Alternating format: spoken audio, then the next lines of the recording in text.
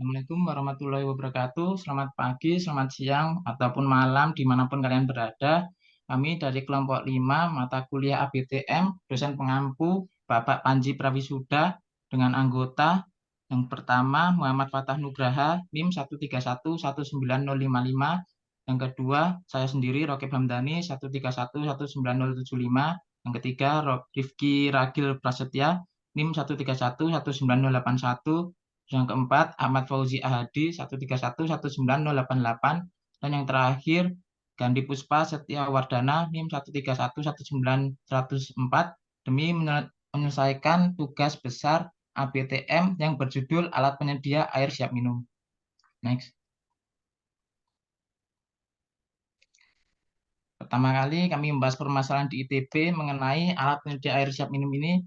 Yang pertama yaitu besarnya penggunaan sampah botol minum plastik sekali pakai, khususnya di lingkungan ITB yang menimbulkan permasalahan sampah yang banyak. Terus yang kedua, ada air minum merupakan kebutuhan primer yang selalu dibutuhkan, sehingga pembelian air minum secara terus-menerus dapat menjadi beban biaya tambahan, khususnya bagi kalangan mahasiswa.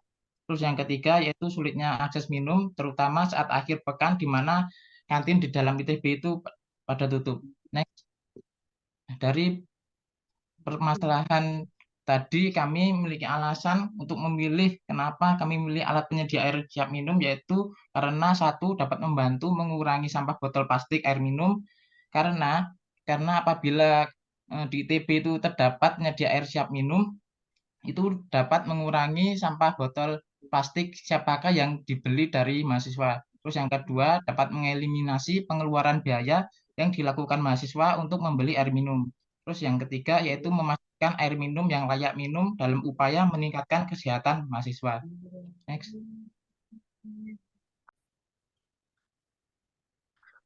Baik, selanjutnya saya akan menjelaskan beberapa SDG yang berhubungan dengan topik kami. Yang pertama adalah SDG nomor 3, yaitu Good Health and Well-being. Karena untuk menjaga kesehatan, manusia perlu air bersih dengan kualitas siap minum setidaknya 2,5 liter per hari. Dengan adanya sistem filter air, maka kebutuhan air minum sesuai standar dapat terus tersedia bagi sivitas akademika ITB dan mendukung aspek kesehatan yang baik. Selanjutnya, ada Goal 6, Clean Water and Sanitation. Sebagaimana yang diketahui, filter air siap minum di ITB banyak yang nonaktif dan terbengkalai, sedangkan air minum masih menjadi kebutuhan dasar bagi manusia untuk menjaga kesehatan. Sistem filter air di ITB merupakan sarana penting dalam menyediakan air bersih dan siap minum bagi sivitas akademika ITB. Selanjutnya ada pula Goal 11, yaitu Sustainable Cities and Communities. Jadi pengurangan sampah botol plastik yang masih kurang efektif di perkotaan dan pemukiman. Hal ini menyebabkan banyak masalah, terutama di daerah padat penduduk, seperti tumpukan sampah yang menjadi sarang penyakit. Selanjutnya ada pula Goal 12, yaitu Responsible Consumption and Production. Yang mana ini akan dijelaskan oleh Saudara Fatah. Oke, jadi selanjutnya adalah Goal 12, polusi plastik di laut dan di darat memburuk dikarenakan oleh produksi dan konsumsi plastik secara massal, terutama plastik kemasan sekali pakai. Nah, pencemaran itu berdampak negatif terhadap fungsi ekosistem dan membahayakan kehidupan hewan, serta pasokan makanan masyarakat dalam jumlah besar. Membakar semua plastik sebagai metode pengolahan limbah hanya berkontribusi terhadap bertambahnya polusi udara. Selanjutnya adalah Goal 13, Climate Change. Nah, hampir semua plastik diproduksi menggunakan bahan bakar fosil, terutama minyak dan gas serpih. Produksi plastik menghabiskan banyak energi, terhitung sekitar 10% dari konsumsi bahan bakar fosil tahunan global, setengahnya untuk produksi plastik, dan setengahnya lagi untuk bahan bakar. Jika kita terus menggunakan plastik tanpa batas waktu, angka itu akan meningkat menjadi 20% pada tahun 2050. Pengurangan emisi karbon dioksida yang akan mencegah kenaikan temperatur rata-rata 2 derajat adalah tujuan lingkungan yang sangat mendesak. Produksi dan penggunaan plastik memiliki jejak karbon yang lebih rendah daripada alternatif seperti kertas dan logam. Namun, keputusan untuk menggunakan plastik berdasarkan pertimbangan tersebut mengabaikan kerusakan lingkungan yang diakibatkan oleh plastik di akhir masa pakainya. Selanjutnya adalah Goal 14, Life Below Water. Mengingat perkiraan kasar bahwa 80% sampah laut itu berasal langsung dari darat dan fakta bahwa kita menangani miliaran kilo sampah setiap tahun. Mengurangi jumlah plastik yang berakhir di laut jelas sangat penting. Manfaat besar dapat direalisasikan jika sistem pengumpulan sampah yang efektif diterapkan di seluruh negeri sekaligus mengurangi penggunaan plastik. Membersihkan plastik di pantai dan menangkap plastik di laut memang penting, tetapi upaya ini tidak begitu efektif kecuali laju pemakaian plastik juga dikurangi. Selanjutnya adalah goal 12, Life Online, plastik dan adiktif kimia membahayakan ekosistem laut dan darat. Plastik dapat membuat hewan mati lemas, mencegah mereka mengonsumsi makanan yang cukup, membuat hewan lebih mudah dimangsa hewan lain, membuat terumbu karang menjadi rusak, dan banyak hal lain. Pengurangan yang signifikan dalam plastik dan mikroplastik akan dengan cepat mengarah pada pemulihan ekosistem dan keanekaragaman hayati. Lalu selanjutnya akan dijelaskan oleh saya, yaitu mengenai kebutuhan air minum manusia per hari.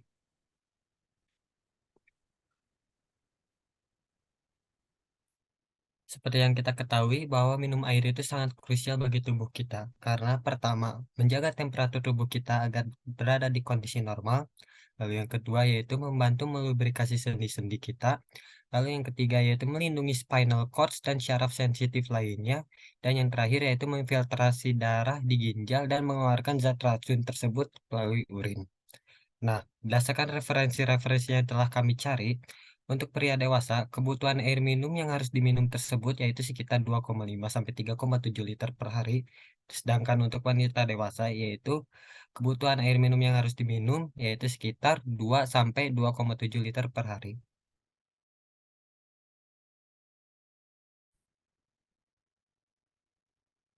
Lalu selanjutnya yaitu menurut SNI, terdapat standar kualitas air minum tersebut agar air minum tersebut itu layak untuk diminum oleh kita. Nah, standar tersebut tertera pada tabel tersebut. Nah, yang pertama itu air mineral dan air demineral atau yang biasa disebut aqueous itu, pertama harus jangan berbau, lalu jangan tidak berasa juga. Lalu yang ketiga yaitu dari warna itu dinyatakan dengan unit platinum kobalt atau warna yang dihasilkan dengan melarutkan 1 mg platinum kobalt ke dalam 1 liter air. Nah, unitnya itu maksimum 5. Lalu yang keempat yaitu kekeruhan air yang dinyatakan dengan unit NTU yang didapat dengan memancarkan cahaya pada sampel air tersebut yang unitnya tersebut maksimum 3. Lalu kadar pH-nya tersebut sekitar 6 sampai 8,5 untuk air mineral dan Aquades 5 sampai 7,5 yang bisa disimpulkan bahwa pH tersebut pH netral, sekitar pH netral. Lalu yang keenam untuk zat organik, karena zat organik ini berpotensi untuk beracun, yang pertama beracun dan juga berpotensi untuk menimbulkan warna, bau, dan rasa. Yang tentunya itu tidak enak untuk diminum. Nah, maksimum zat organik yang terdapat pada 1 liter air itu sekitar maksimumnya sekitar 10 miligram. Lalu zat nitratnya itu sekitar maksimumnya itu 45 miligram per liter air. Nitrit maksimum 3 miligram per liter air. Nah, selanjutnya itu perlu dilihat juga bahwa Aquades itu sebenarnya kan air yang tidak bermineral. Nah, dinyatakan juga bahwa untuk zat organik dan selanjutnya sampai timbal itu diusahakan tidak terdapat zat tersebut. Nah, yang terakhir itu bakteri E. coli untuk Aquades dan air mineral itu angka paling mungkin dalam 100 ml air itu maksimumnya itu 2 atau kurang dari 2 itu. Jadi diusahakan bakteri E. coli itu tidak ada di dalam air. Selanjutnya.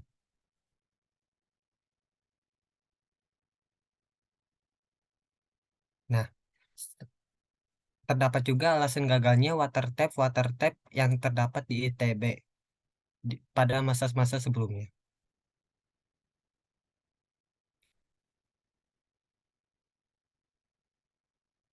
Nah, dari survei yang telah kami lakukan ke tempat tap water tersebut, meskipun belum dilakukannya angket responden dari beberapa mahasiswa yang pernah menggunakan water tap tersebut, terdapat beberapa alasan yang bisa kami simpulkan setelah kami survei ke tempat tersebut. Yang pertama yaitu terbengkalainya atau tidak dilakukannya perawatan pada sistem tersebut. Hal ini dikarenakan pada kondisi pandemi COVID-19 sebelumnya yang menyebabkan perawatan menjadi tidak dilakukan. Lalu yang kedua yaitu adanya rasa curiga dan rasa jijik pengguna untuk memakai keran air minum tersebut, karena ditakutkannya keran tersebut sudah berkontak langsung dengan mulut orang atau juga sudah terpaparnya dengan debu yang berkeliaran di udara bebas. Nah, dari alasan-alasan tersebut, terdapat solusi yang telah kami tawarkan. Yang pertama yaitu membuat kotak purifikasi air yang terdiri dari filter dan sinar UV dan diletakkan di tempat yang mudah dijangkau untuk proses perawatan oleh teknisi.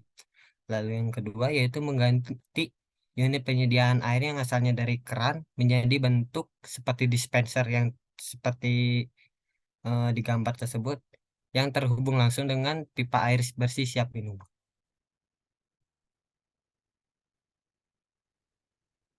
Nah, terdapat juga skematik seperti yang tertera pada gambar tersebut.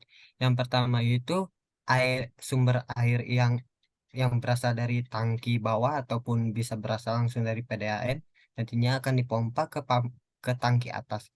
Ataupun jika tidak digunakannya tangki atas bisa juga menggunakan tangki hidrofor yang merupakan tangki air bertekanan yang dikarenakan oleh udara bertekanan yang dihasilkan oleh kompresor.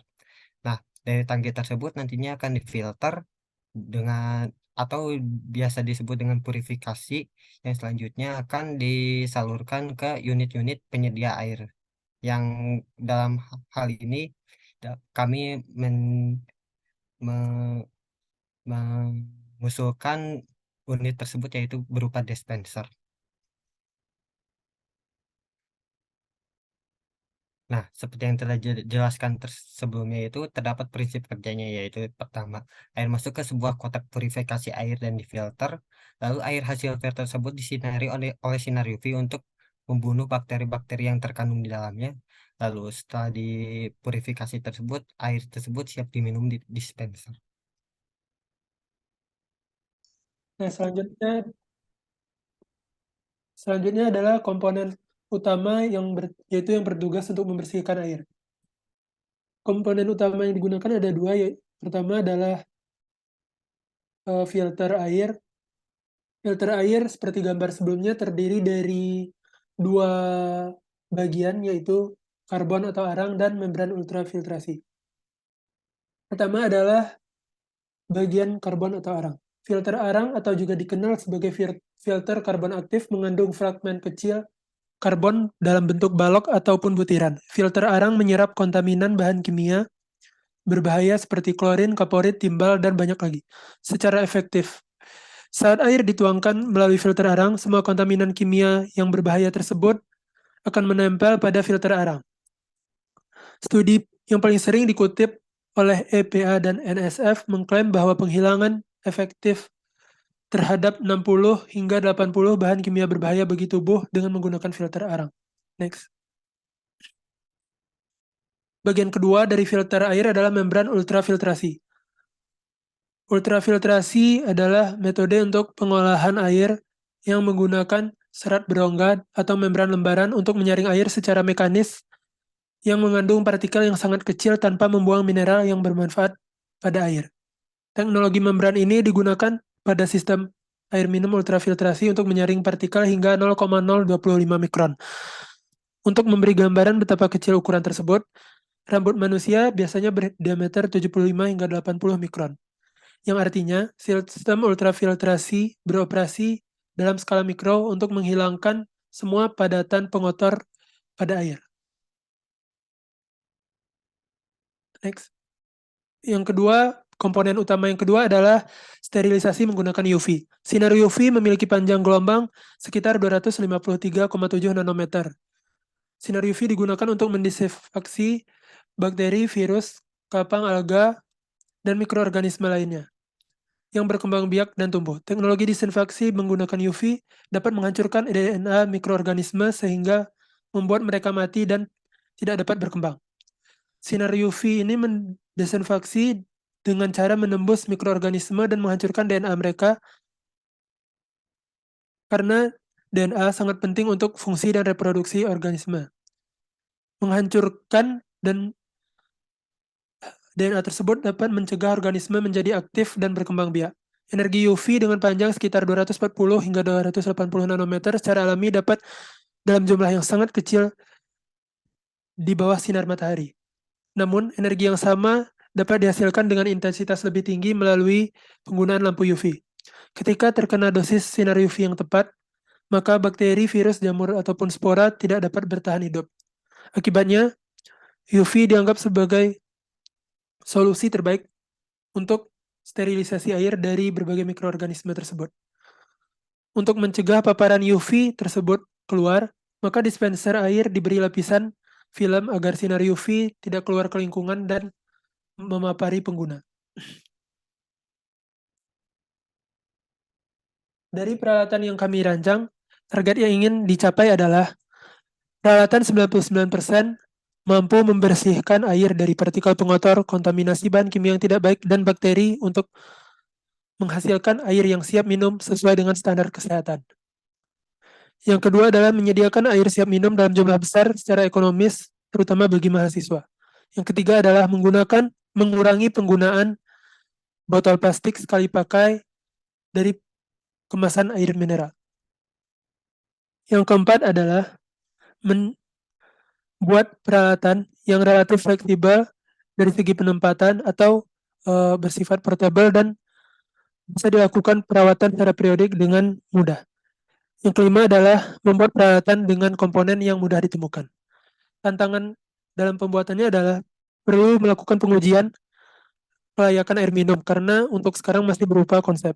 Yang kedua adalah membutuhkan sumber energi listrik dari soket untuk lampu sinar UV, yang mana ini dapat dikembangkan lebih lanjut dengan memanfaatkan penggunaan energi panel surya. Yang ketiga, adanya bahaya paparan sinar UV yang berpotensi menyebabkan kanker bagi teknisi perawatan jika sumber daya tidak dimatikan terlebih dahulu. Baik, mungkin sekian presentasi dari kelompok kami tentang peralatan rancangan yang telah kami buat. Terima kasih pada partisipan yang telah mengikuti video ini dari awal hingga selesai.